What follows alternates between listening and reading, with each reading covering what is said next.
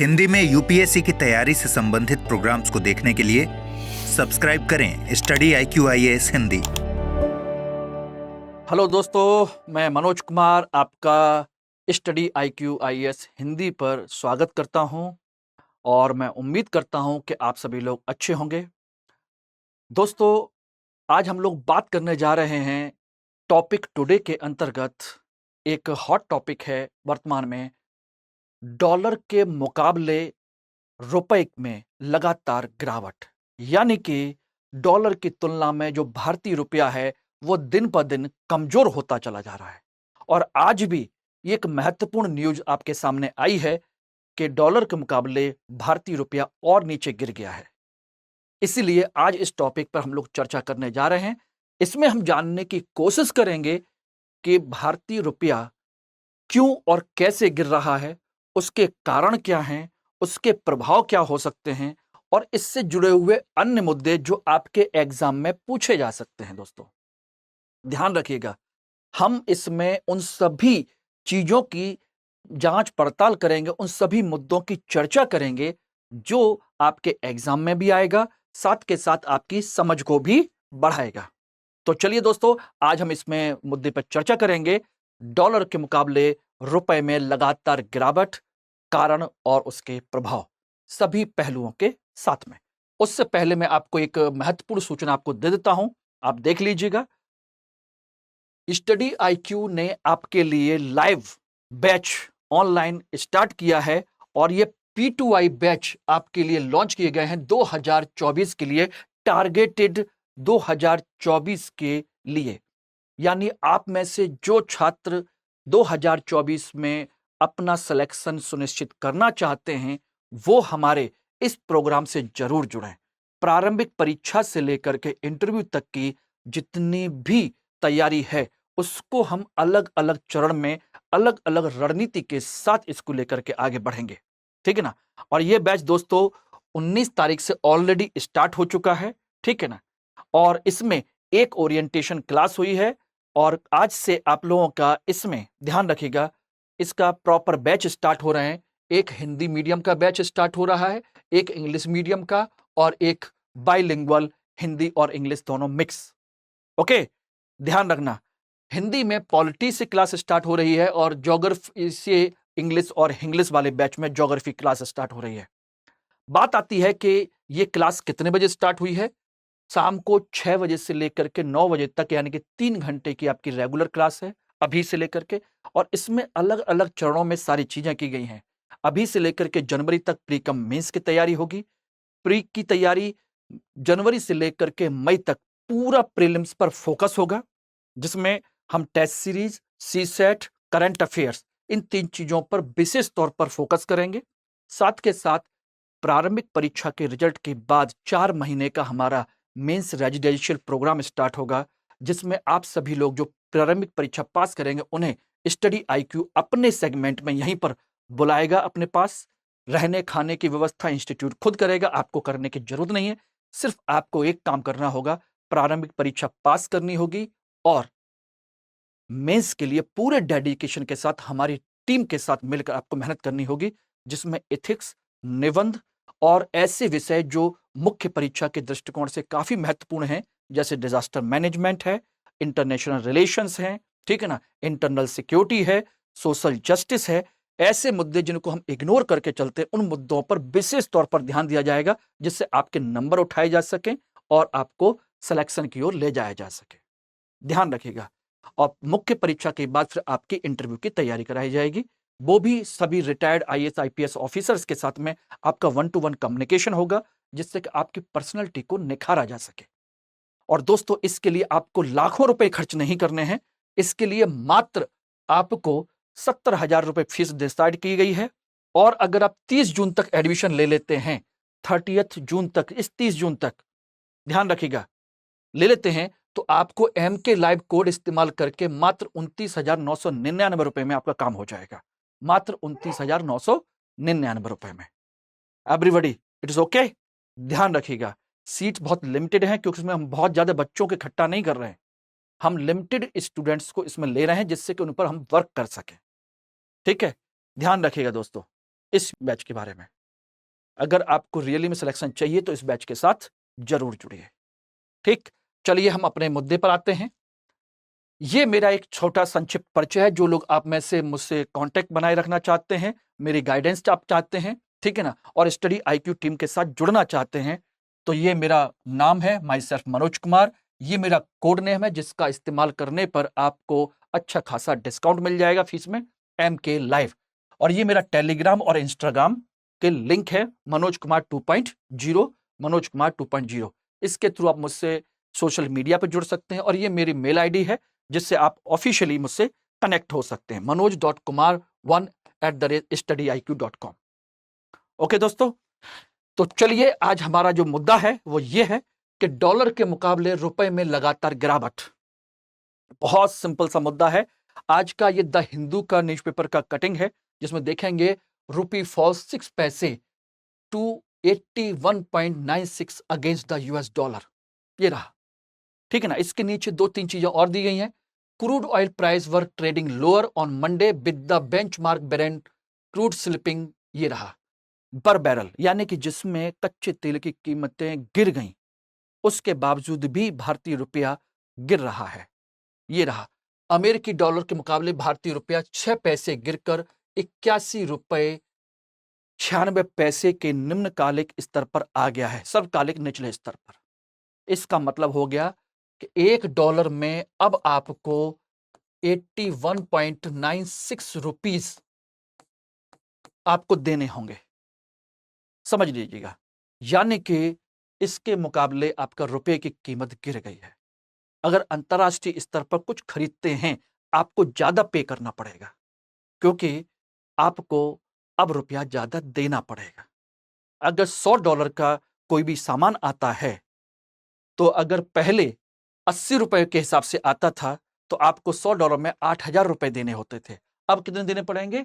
8,196 रुपए, 196 रुपए ज्यादा देना पड़ेगा। बात समझिएगा। तो यही है आज की न्यूज, आज का टॉपिक जिस पर हम लोग चर्चा करने जा रहे हैं। इसके हम सभी सेगमेंट को आराम से देखने की कोशिश करेंगे, जानने की कोशिश करेंगे कि आखिर रुपए के गिरने या बढ़ने से क्या फर्क पड़ता है। ध्यान रखिएगा, आज से लगभग मान के चलिए 9-10 साल पहले आज जो भारत के प्रधानमंत्री हैं श्री नरेंद्र मोदी, उन्होंने मनमोहन सिंह सरकार पर बड़ा एक प्रहार किया था। उस समय रुपए की कीमत गिर करके 71-72 रुपए के आसपास हो रही थी, 10 साल पहले। सोचिएगा, मनमोहन सिंह के समय में तो उन्होंने कहा था कि भारतीय रुपया प्रधानमंत्री की उम्र की तरह गिरता ही चला जा रहा है। प्रधानमंत्री की उम्र जितनी बढ़ रही है रुपया उतना ही गिरता चला जा रहा है, उसी स्तर तक पहुंच रहा है। सोचिए, सोचिए, उन्होंने कहा था आगे कि जो सरकार रुपए की गिरती कीमत को नहीं थाम सकती वो देश को क्या थामेगी। सारी चीजें होंगी, लेकिन आम आदमी को यह टॉपिक समझ में ही नहीं आता था कि आखिर ये है क्या। तो लोगों को लगा कि प्रधानमंत्री नरेंद्र मोदी जो उस समय मुख्यमंत्री थे गुजरात के, उन्होंने कहा है तो सही कहा होगा, बात तो सही है, रुपया गिर रहा है। और ये रुपए का गिरना भारतीय अस्मिता, भारतीय पहचान और भारतीय अर्थव्यवस्था की कमजोरी को दिखाता है, ये उन्होंने शो किया था। लेकिन आज सोचिए, वही रुपया और ज्यादा गिर गया, उससे भी कम से कम 10 रुपए ज्यादा कीमत पहुंच गई इसकी, और ज्यादा डाउन हो गया। अब कोई कुछ नहीं बोल रहा है। क्यों? क्योंकि लोगों को ना तो उस समय की चीजें याद हैं और ना ही सोचिए कि विपक्ष ने इसे कोई मुद्दा बनाया हुआ है। ठीक, बात समझिएगा। लेकिन हमारे लिए एग्जाम के दृष्टिकोण से यह बहुत इंपॉर्टेंट है कि हम इसके हर पहलू को जानें, क्योंकि आप एक IAS ऑफिसर बनने जा रहे हैं। तो स्वाभाविक सी बात है, इसकी एक एक चीज, एक एक पहलू आपको क्लियर होना चाहिए। ठीक है ना दोस्तों? तो चलिए, इसमें हम क्या क्या चीजें देखेंगे अब आप देख लीजिए। रुपए की लगातार गिरावट के संदर्भ में हम 5 मुद्दों पर विशेष तौर पर चर्चा करेंगे। एक, विनिमय दर, वो क्या होती है, एक्सचेंज रेट कहते हैं। एक है मूल्य ह्रास या मूल्य प्रशंसा, यानी कि मूल्य ह्रास कहें तो डेप्रिसिएशन,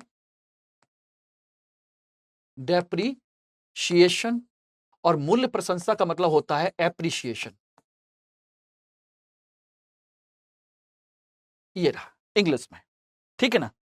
दूसरा मुद्दा है, तीसरा मुद्दा है अवमूल्यन और अधिक मूल्यन। अवमूल्यन का मतलब होता है डिवैल्यूएशन,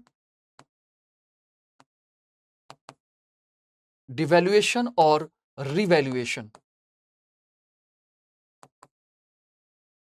रिवैल्यूएशन ये रहे। तीसरा और चौथा मुद्दा है कि आखिर इनका प्रभाव क्या पड़ता है, इफेक्ट क्या है, और मूल्यह्रास के वर्तमान के कारण क्या है। मूल्यह्रास यानी कि डॉलर के मुकाबले या विदेशी मुद्रा के मुकाबले जो भारतीय रुपया गिर रहा है उसे मूल्यह्रास कहा जाता है, या मूल्य का नुकसान हो रहा है, उसी को मूल्यह्रास कहते हैं, डेप्रिसिएशन। ध्यान रखिएगा। अब इसमें सबसे पहले हम बात करेंगे विनिमय दर के बारे में, उसके बाद बात करेंगे इन सब चीजों के बारे में, ठीक है ना। तो चलिए इसमें सबसे पहले बात करते हैं विनिमय दर। विनिमय दर होती क्या है? विनिमय दर का मतलब होता है, सिंपल सा इंग्लिश में कहें तो एक्सचेंज रेट। हम भी तो कुछ ना कुछ बाजार से कुछ ना कुछ खरीदते हैं। पहले वस्तु विनिमय होता था। आपने गांव में और पुराने समय में देखा होगा, हम एक वस्तु देते थे और दूसरे से दूसरी वस्तु ले लेते थे, कोई रुपया पैसा नहीं चलता था, ठीक है ना। वो वस्तु विनिमय दर थी कि भाई 1 किलो चावल है, उसके लिए हमें क्या सामान और कितना देना पड़ेगा, ये वो लोग आपस में मिलकर डिसाइड कर लेते थे, वही विनिमय दर हुआ करती थी। आज जब हम अंतरराष्ट्रीय स्तर पर व्यापार करते हैं तो सोचिएगा, तो ऐसी स्थिति में हर देश की मुद्रा अपनी अलग अलग होती है, ठीक। अब ऐसे स्थिति में अब आप खुद सोचिए कि कोई भी वस्तु अगर अमेरिका में $10 की है तो हमें वही वस्तु खरीदने के लिए कितने रुपए देने पड़ेंगे। इसलिए डॉलर और रुपए या किसी भी विदेशी मुद्रा और अपने रुपए का हमको क्या करना पड़ता है, एक तुलना करनी पड़ती है, उसका विनिमय दर देखना पड़ता है कि हमें $1 में कितने रुपए लेन देन देने पड़ेंगे, ठीक है ना। ध्यान रखें, अंतरराष्ट्रीय व्यापार में इसका लेन देन होता है, ठीक। इसीलिए इसको कहते हैं वह दर जिस पर घरेलू मुद्रा को विदेशी मुद्रा में और विदेशी मुद्रा को घरेलू मुद्रा में परिवर्तित किया जाता है, उस दर को कहते हैं विनिमय दर। यानी कि $1 में कितने रुपए या $1 में कितने डॉलर आ सकते हैं, यह है आपका रेट। इसी को कहा जाता है एक्सचेंज रेट। अब कहोगे कि सर बार बार आप डॉलर के मुकाबले क्यों कर रहे हैं? डॉलर के मुकाबले हम इसलिए करते हैं क्योंकि अंतरराष्ट्रीय स्तर पर डॉलर एक ऐसी करेंसी है जिसकी डिमांड पूरी दुनिया में है। हर देश अपने पास उसको रखना चाहता है, क्योंकि पता है कि कल को कुछ भी हो जाए, अमेरिका की अर्थव्यवस्था इतनी मजबूत है कि उसको उसका डॉलर वापस कर देंगे तो वो हमें सोना चांदी या सामान कुछ ना कुछ दे देगा। लेकिन अभी हम बांग्लादेश का टका, नेपाली रुपया अपने पास इकट्ठा कर लें और कल को सोचिए कुछ प्रॉब्लम हो जाए तो नेपाल हमको क्या देगा, बांग्लादेश हमको क्या देगा। इसलिए इनकी करेंसी से हम ज्यादा तुलना नहीं करते, हम जनरली डॉलर से तुलना करते हैं, क्योंकि डॉलर दुनिया भर की सबसे ज्यादा मोस्ट एक्सेप्टेड करेंसी है। हम यूरो से भी कर सकते हैं, पाउंड से भी कर सकते हैं, लेकिन दुनिया भर में सबसे ज्यादा भरोसेमंद जो मानी जाती है, स्टैंडर्ड मनी मानी जाती है, डॉलर है। इसलिए डॉलर के मुकाबले इसको हम चेक करते हैं। क्लियर हो गया एवरीबॉडी? सिंपल सी लाइन है ये। अब बात आती है कि इसको चेक कौन करता है, कौन तय करता है कि आखिर $1 में कितने रुपए आएंगे और कितने रुपए नहीं आएंगे, बढ़ेंगे या घटेंगे, कौन तय करता है? ध्यान रखिएगा, इसको तय करने का काम दो लोग करते हैं। एक होता है आपका केंद्रीय बैंक,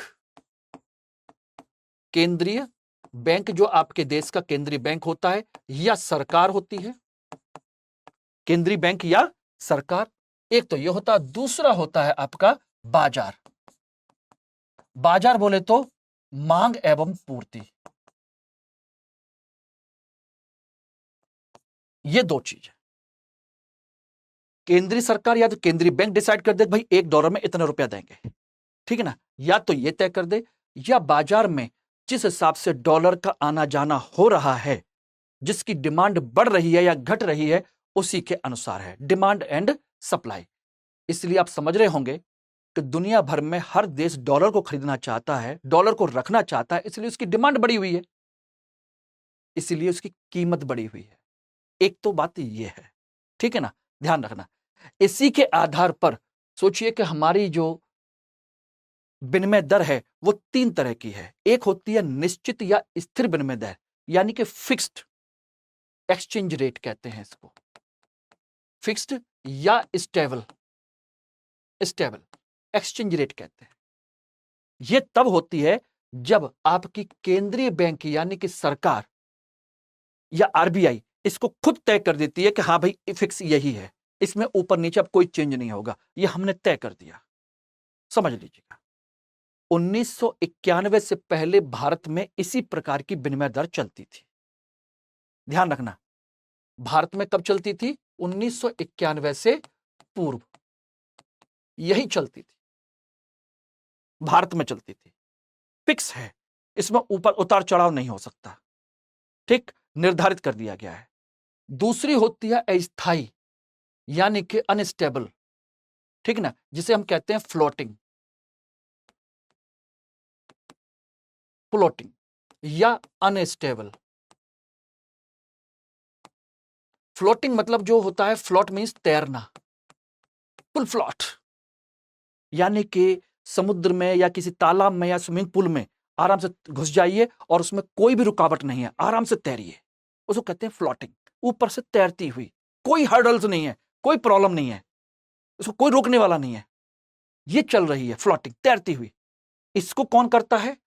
इसको तय करती है आपकी बाजार, मांग एवं पूर्ति के सिद्धांत के द्वारा, यानी कि इसमें आरबीआई या सरकार बीच बीच में कोई रुकावट नहीं डालेगी, यह तय करती, उसको कहते हैं अस्थाई या फ्लोटिंग एक्सचेंज रेट। और 1991 के बाद 93 तक हमने इसको चलाया था।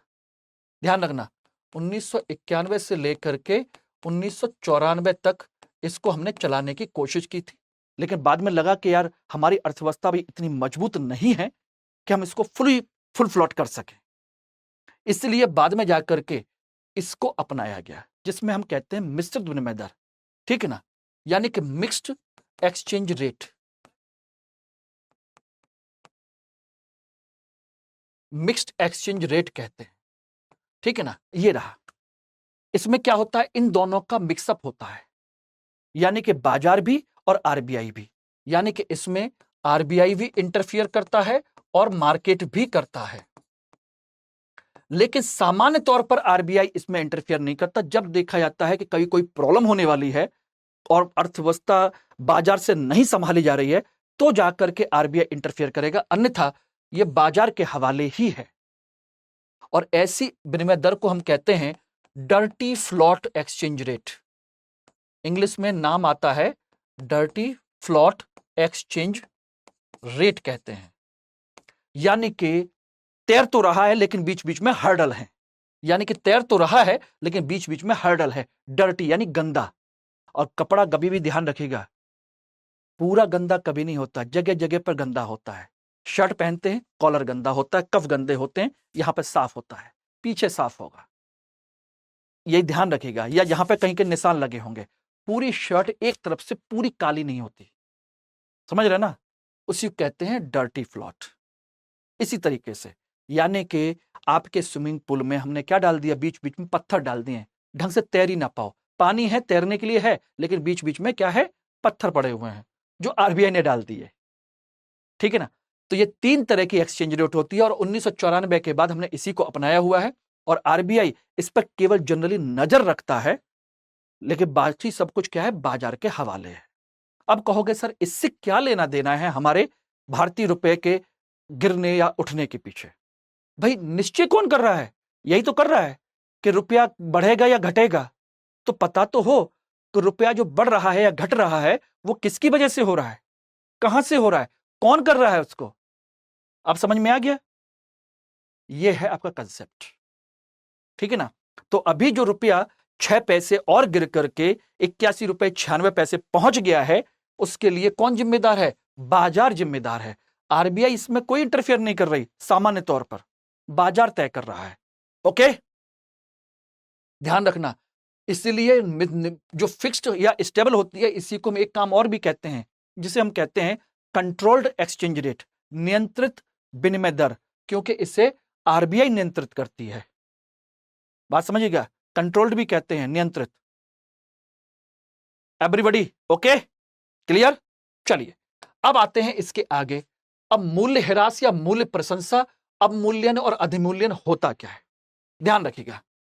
मूल्यह्रास यानी कि डेप्रिसिएशन का मतलब होता है अस्थिर या चल विनिमय दर के कारण विदेशी मुद्रा के सापेक्ष घरेलू मुद्रा के मूल्य में कमी आना। यानी मूल्यह्रास का मतलब होता है विदेशी मुद्रा के सापेक्ष हमारी मुद्रा के मूल्य में कमी आना। ध्यान रखना, कब, किस कंडीशन में? अस्थिर यानी कि फ्लोटिंग एक्सचेंज रेट के अंतर्गत। फ्लोटिंग जो पूरी तरह तैर रहा है, चल है, इसमें कोई हर्डल नहीं है, यानी कि बाजार। जब बाजार व्यवस्था के अंतर्गत बाजार के कारकों की वजह से आपकी विदेशी मुद्रा की तुलना में घरेलू मुद्रा में कमी आती है तो उसे हम कहते हैं मूल्यह्रास। और ध्यान रखना, और यहीं पर अवमूल्यन भी सेम यही है, लेकिन अंतर है। अवमूल्यन का यहां पर समझ लीजिए, स्थिर या अचल विनिमय दर के कारण विदेशी मुद्रा के सापेक्ष घरेलू मुद्रा के मूल्य में कमी। जब इसको सोचिए, आरबीआई जानबूझ करके नीचे कर देती है। आरबीआई जब आपके रुपए की कीमत को गिरा देती है तो उसे कहते हैं अवमूल्यन, आरबीआई या किसी भी देश की बैंक। और जब बाजार के द्वारा गिरती है तो उसे कहते हैं मूल्यह्रास। दोनों में एक ही अंतर है, एक को आपका केंद्रीय बैंक गिराता है, एक को बाजार गिराता है। दोनों का अर्थ एक ही है, गिरती रुपए की कीमत ही है। Everybody it's okay, clear? और मूल्य प्रशंसा एप्रिसिएशन का मतलब होता है मूल्यह्रास का उल्टा, यानी इसमें कीमत बढ़ जाती है। अधिमूल्यन, इसमें वही सेम, इसमें कीमत क्या होती है? बढ़ जाती है। ये रहे, मूल्यह्रास में कीमत घटती है, अवमूल्यन में कीमत घटती है, और अधिमूल्यन या मूल्य प्रशंसा में कीमत बढ़ती है। अंतर एक ही है, इसको इसको आपका आरबीआई तय करता है, आरबीआई, और इसको बाजार तय करता है। एवरीबॉडी इट्स ओके, समझ लीजिएगा, जब बाजार तय करता है कीमत गिरेगी तो मूल्यह्रास, कीमत बढ़ेगी तो मूल्य प्रशंसा। जब आरबीआई तय करता है तो कीमत गिरेगी अवमूल्यन, कीमत बढ़ेगी तो अधिमूल्यन। बस सिंपल सा इतना सा कंसेप्ट है। ठीक, समझ में आ गया? तो अब बताइए, ये अभी अवमूल्यन हुआ है या अधिमूल्यन हुआ है? मूल्यह्रास हुआ है या मूल्य प्रशंसा? इस समय क्या है? मूल्यह्रास है, डेप्रिसिएशन है। बस इतना आपको समझना है। अब बात आती है कि आखिर इसके प्रभाव क्या हैं। ये रहे मूल्यह्रास या मूल्य प्रशंसा के प्रभाव। ध्यान रखिएगा, पहले हम बात कर रहे हैं मूल्यह्रास या अवमूल्यन, दोनों का प्रभाव एक ही होगा, चाहे कारण कोई भी हो। दोनों का कारण, दोनों का जो कंडीशन होगी वो एक ही होगी। प्रभाव क्या पड़ेगा? अभी एक चीज समझ लीजिएगा, $1, पहले एक व्यक्ति, सोचिएगा, $1 में 60 रुपए मिलते थे। कितने मिलते थे? 60 रुपए। अब मिलते हैं 70 रुपए। सोचिए, बीच में मिलने लगे, और अब मिलने लगे 80 रुपए। तो सोचिए यहां रुपए की कीमत क्या हो रही है? लगातार गिर रही है। रुपया एक ही है। ठीक, अब सोचिए कि एक व्यक्ति विदेश से आया आपके यहां सामान खरीदने, ध्यान रखना, तो अपने साथ $100 लेकर के आया था, ठीक है ना? और $100 लेकर के आया, तो सोचिए पिछली बार जब आया था तो उसे 70 का रेट था, तो $100 में 70 के हिसाब से कितने मिलेंगे? 7,000 रुपए, ठीक है ना? और आज कितने मिलेंगे? 80 के रेट के हिसाब से 8,000 रुपए आज मिलेंगे। तो सोचिए डॉलर उतने ही हैं, लेकिन भारत में आकर के उसको रुपया कितना मिल गया? 8,000। पहले मिल रहे थे 7,000, अब मिल गए 8,000। अगर कोई भी वस्तु, सोचना, अगर कोई भी वस्तु 10 रुपए की है, समझिएगा, 10 रुपए की एक वस्तु है, एक वस्तु, तो इसमें 7,000 रुपए में कितनी वस्तुएं मिल रही थी? 700 वस्तुएं। अब कितनी मिलेंगी? 800 वस्तुएं। तो बताइए ऐसी कंडीशन में हमारा निर्यात बढ़ेगा या घटेगा? तो पहले $100 लेकर के आता था तो 700 वस्तुएं लेकर के जाता था, आज वो $100 लेकर के आ रहा है तो हमारे यहां से 800 वस्तुएं लेके आ रहा है। उसकी तुलना में, उसके डॉलर की तुलना में हमारी रुपए की कीमत गिरने की वजह से क्या हुआ, हमारी वस्तुएं सस्ती हो गई, इसीलिए मांग में वृद्धि हो गई। क्योंकि पहले 700 वस्तुएं थी, अब 800 लेके जा रहा है, क्योंकि सस्ती होगी, और जब सस्ती हो जाएगी तो दुनिया ज्यादा खरीदेगी, इसलिए निर्यात में वृद्धि होगी। क्योंकि पहले केवल 700 वस्तुएं जा रही थी, अब 800 जा रही हैं, है कि नहीं?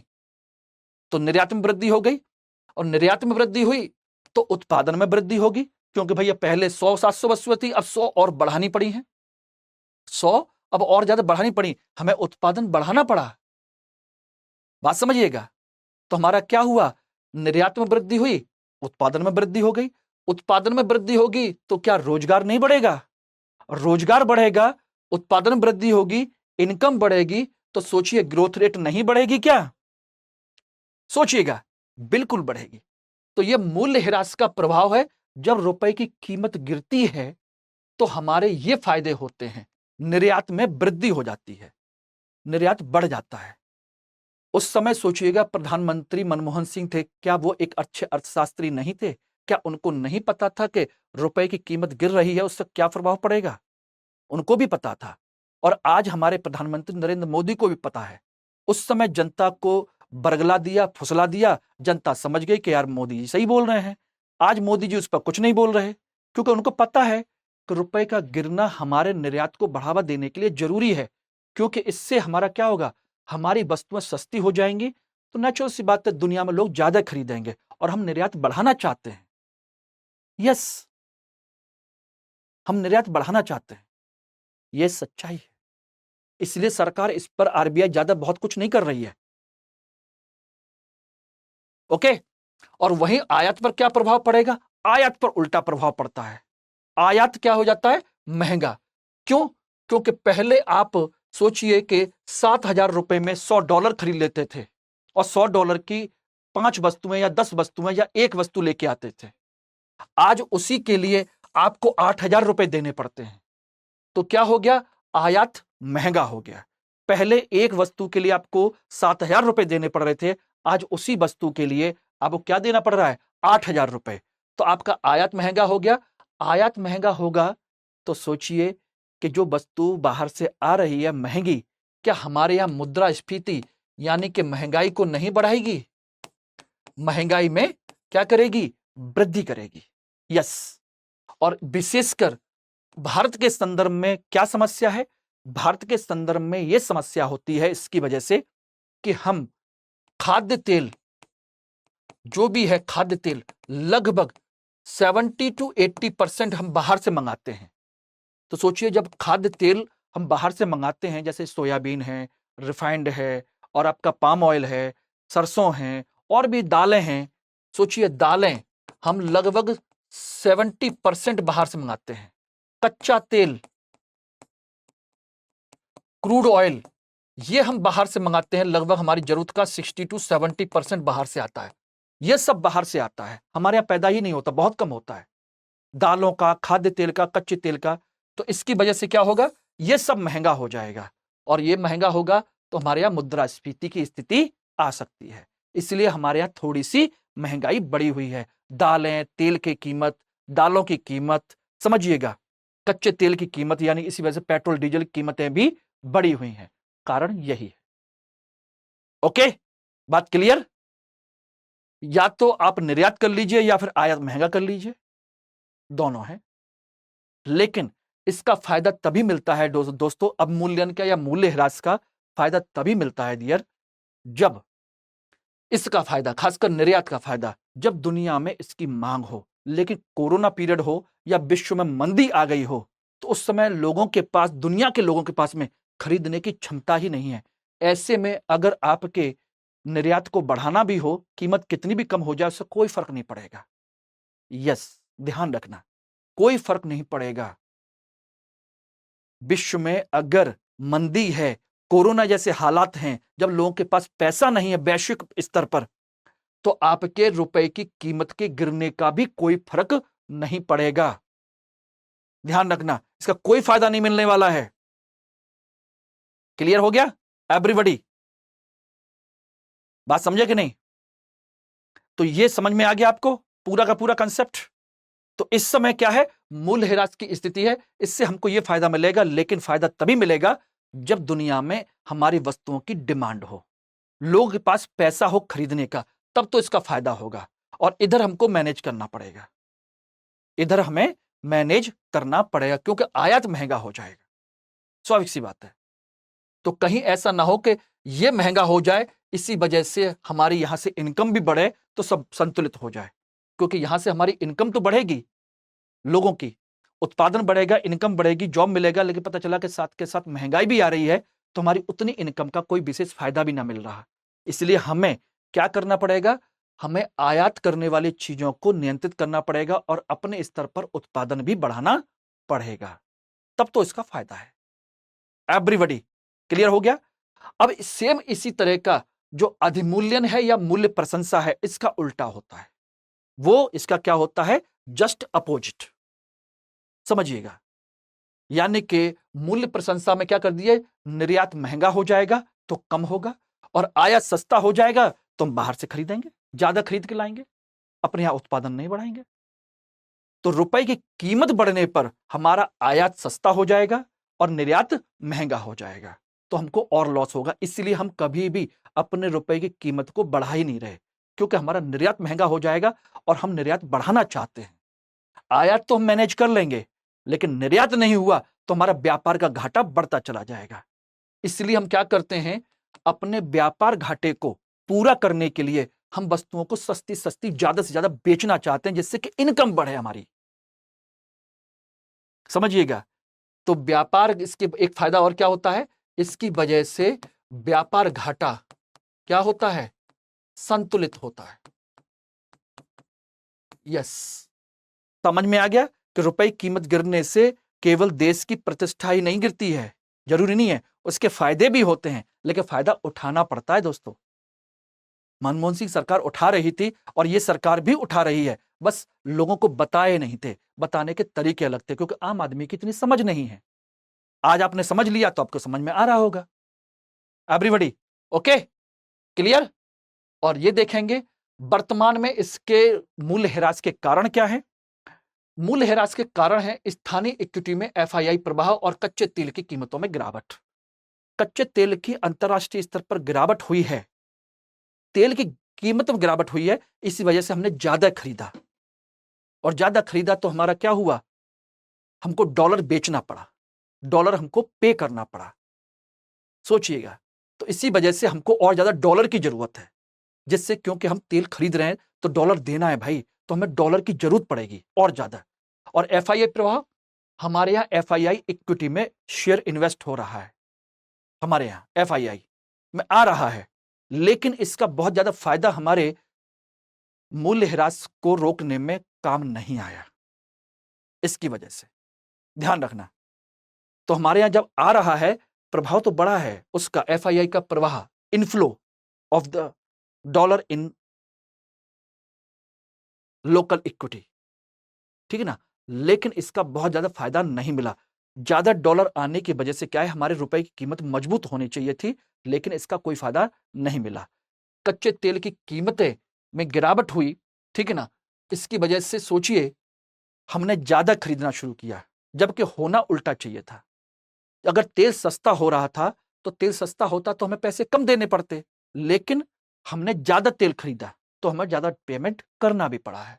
इसलिए इसकी वजह से क्या हुआ, हमारा डॉलर का बहिर्वाह यानी आउटफ्लो हो गया, क्योंकि हम ज्यादा खरीद रहे हैं तो डॉलर बाहर ज्यादा दे रहे हैं, और हमें डॉलर चाहिए। जितना ज्यादा डॉलर होंगे हमारी अर्थव्यवस्था उतनी ही मजबूत मानी जाएगी।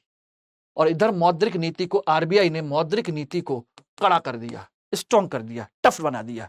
इसलिए पिछले कुछ समय में रेपो रेट और तमाम सारी चीजों में, कीमतों में कोई वृद्धि नहीं की है, जो है वो फिक्स कर रखा है, इसमें कोई चेंज नहीं।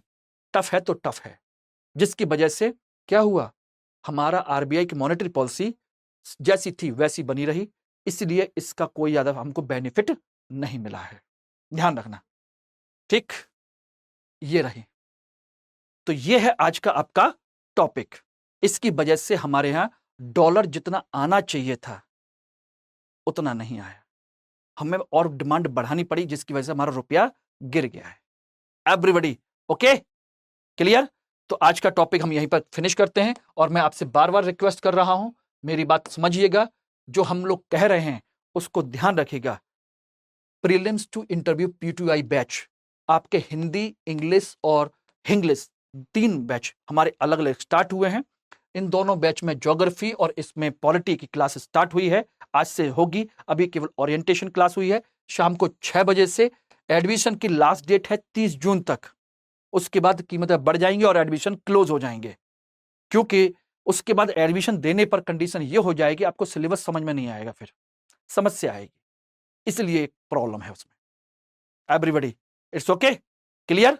तो ध्यान रखिएगा, अभी आपके पास मौका है अपनी सफलता को सुनिश्चित करने का। मात्र 29,999 रुपए में MK लाइव कोड इस्तेमाल करके अपने पैसों को बचाइए और हमारे साथ इस रणनीति में, इस महायज्ञ में जिसमें आपको सफल होना है, उसमें शामिल होइए। हम आपके साथ हैं, हमारी पूरी टीम आपके साथ है, पूरे मेंटरशिप, पूरी टेस्ट सीरीज, प्रॉपर स्ट्रेटजी के साथ आपके साथ हम काम करने के लिए तैयार हैं। बस हमारा उद्देश्य एक है, आप सफल हों। ठीक, चलिए, all the best, have a nice day all of you. Hindi में UPSC की तैयारी से संबंधित प्रोग्राम्स को देखने के लिए सब्सक्राइब करें स्टडी IQ IAS हिंदी।